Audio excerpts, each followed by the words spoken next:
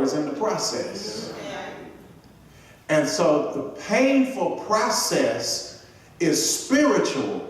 But if you find a quick fix and you jump over the spiritual process, you can get the product but still not know how to handle it. All right. You want monetary wealth? You drive to Georgia to get your lottery tickets. And you finally win. By the way, that ain't gonna happen. But just for conversation's sake, you finally win and you have no idea how to manage money. The same depression you had over little will be magnified over much. Because money does not change you, it only magnifies you. So the process is spiritual. And so when we begin with purpose, purpose dictates to us how we have to see things. That sentence alone is powerful. That purpose dictates how we have to see it. You're on a job, volunteer, no pay and no promise of pay, and you catching it every day. You going to bed at night, can't sleep, stressed over the day. And then your phone constantly going off, folk texting you to tell you about you, even when they should be asleep themselves. And then you go back to work the next day and they waiting on you in the parking lot to give you a piece of their mind. And you ain't getting paid. You're gonna say, I ain't got to put up with this. I'm out of here. But if it is your livelihood, you're gonna be like, Lord, give me strength.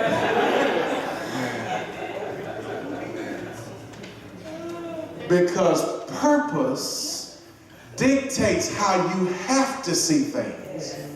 So that if you don't have a purpose for God and you don't see yourself as one called to serve God, then when service to God gets inconvenient, you'll say, I ain't got to do this. I'm doing them a favor by coming to church. They don't like me, ain't got to like me, I go home. And you'll quit at a whim because you don't have a purpose that dictates that you see this as service to God. So again, most of us don't really know what it is that we want. We're saying one thing in our prayers, but we're really desiring something else altogether. Recently, a young preacher asked me if I still get nervous before I preach. And I said, yes. I said, in fact, I would panic if I didn't. I said, but the nervousness is different now. So when I was getting started like you, I was nervous for fear that I might say something stupid and make myself look ignorant. Now I am afraid that I've not given God enough of me in preparation that I might not please him. Same fear nonetheless, but the fear is directed elsewhere because now I know that my purpose is not to please the congregation, not to impress the crowd, it's to be used by God. And so then prayer and Bible study become critical as mind or soul shapers. And I would use mind and soul synonymously at times because the Greek word for soul is suke, where we get the English word psyche, which has to do with the mind. So if I say mind or soul, I'm using them interchangeably. And so everything for the disciple must be seen with spiritual eyes. Lord,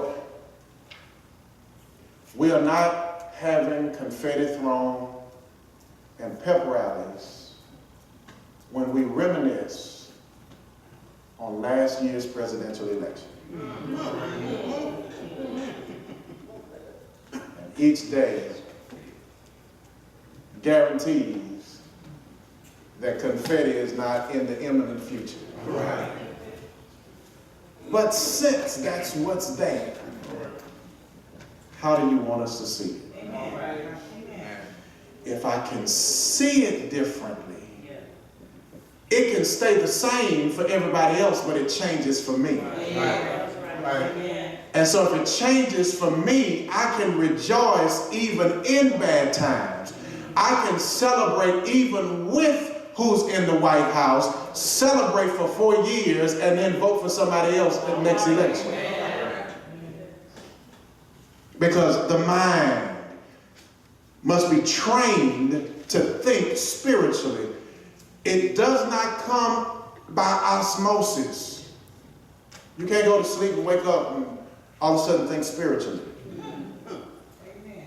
Everything in this world is carnally minded.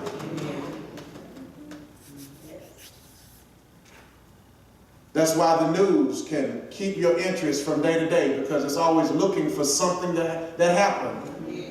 And it's going to report on what happened. Or if they run out of things that's interesting that happened, then they will start projecting what might happen so that you will always be focused on carnal things.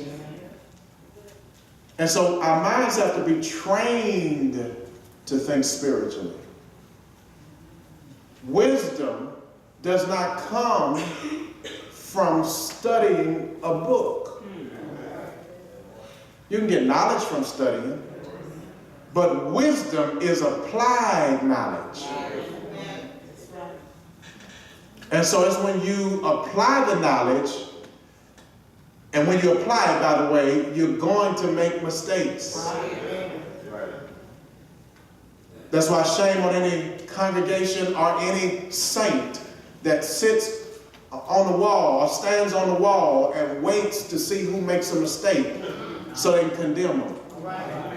Because a mistake just means you got up and try to do something. And so you get the knowledge. That's what Bible study is for. That's what preaching is for. You get the knowledge, but you still get no wisdom until you put it in practice. See, there's so many people who still see Jesus, the New Testament Jesus, as one who just kind of walked around with a smile on his face and patting children on the head and giving them optimistic platitudes about life in the future. But that's because they've not applied what he said. When you start practicing what Jesus practiced, then you will start seeing that the process of practicing what he practiced causes your mood to swing. You don't wake up every morning to, I'm so glad to serve Jesus again. Some point as you wake up, you're like, Lord, I need your strength today.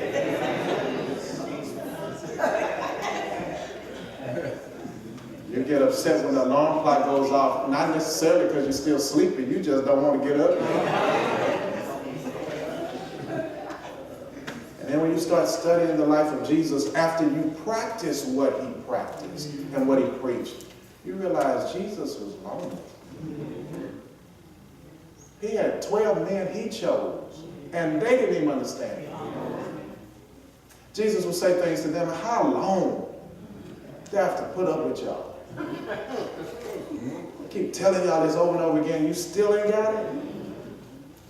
Jesus went to the mountain of transfiguration, which on several levels symbolized many things, but one of the things it symbolized is the transfiguration, that I'm not going to be here with you forever. And here I go away on the mountain for a few hours.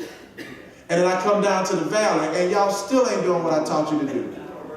So if you can't get it for a few hours, what will you do when I ascend to glory?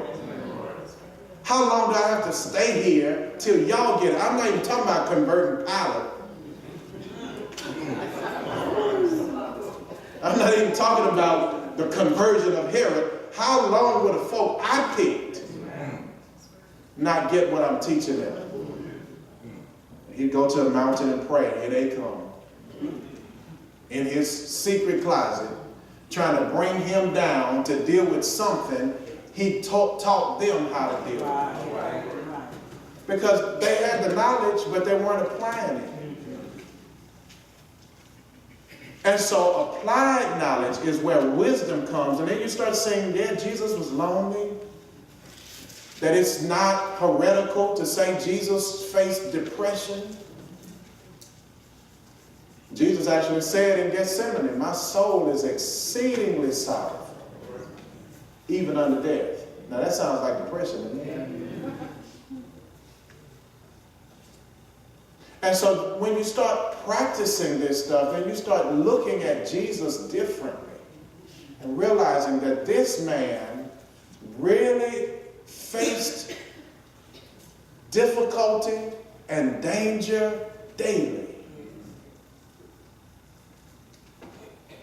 Said when Martin King died, his heart was in the condition of someone at least twice his age. He dealt with depression. It was reported that he was often very aloof.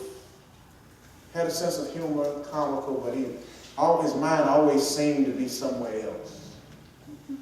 We celebrate it now, but y'all, many of the folk who have become well known because of their affiliation with him didn't care much for him until he got killed.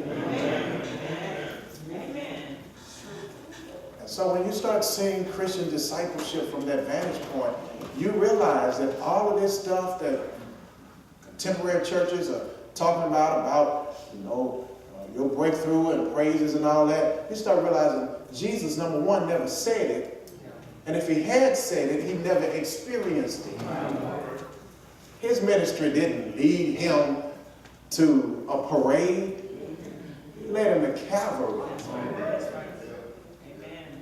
And so our minds then become conditioned to either I am going to fulfill God's purpose for my life, or I'm going to pursue my own pleasure and pick up God's purpose as a hobby.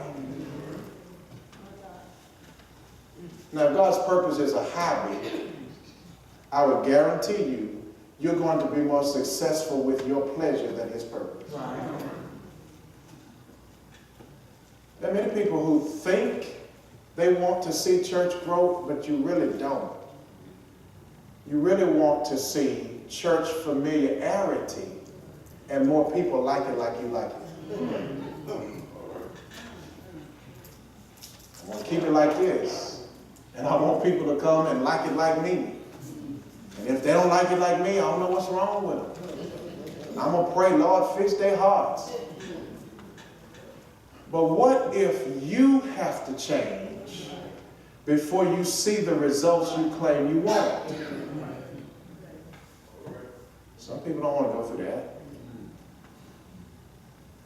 That maybe you have to work hard and passionately to build a ministry that doesn't benefit you, but it benefits the unchurched or the unsaved.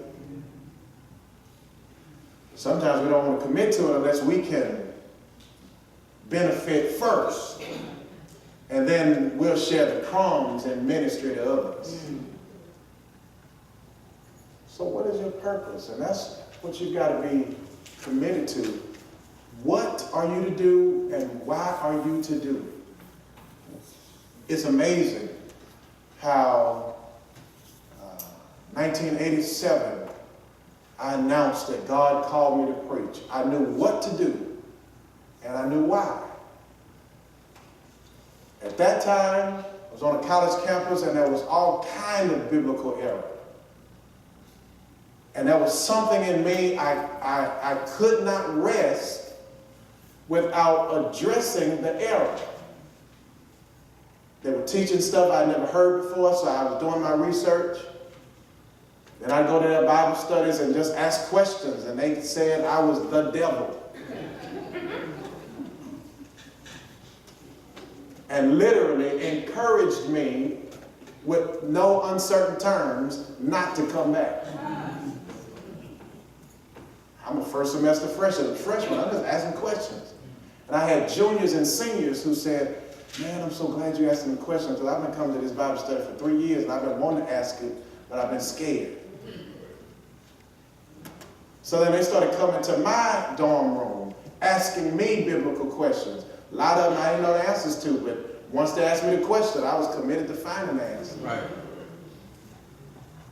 And I began to pray to God, and I'm like, God, these people are coming to me with questions, and I have a desire to answer them, but I don't feel like I am authorized to be given these answers because I'm not a preacher. And when I would say I'm not a preacher, I felt convicted like I had just lied to God. I would visit churches, 17-year-old. I would visit churches, and the ushers would be escorting me to the pulpit, and I'm like, I'm not a preacher. And I feel like I was lying again. And so finally I said, Lord, and I'm sitting in class writing sermons, and then when I realized at the end of class I just wrote a sermon, and I get scared and throw it away. So I remember saying to God, Lord, if you're calling me, confirm it. I was like Gideon. He confirmed it, and I woke up and said, no, that ain't what that is. And so it started with exposing truth and erasing error. And although I've changed, Lord,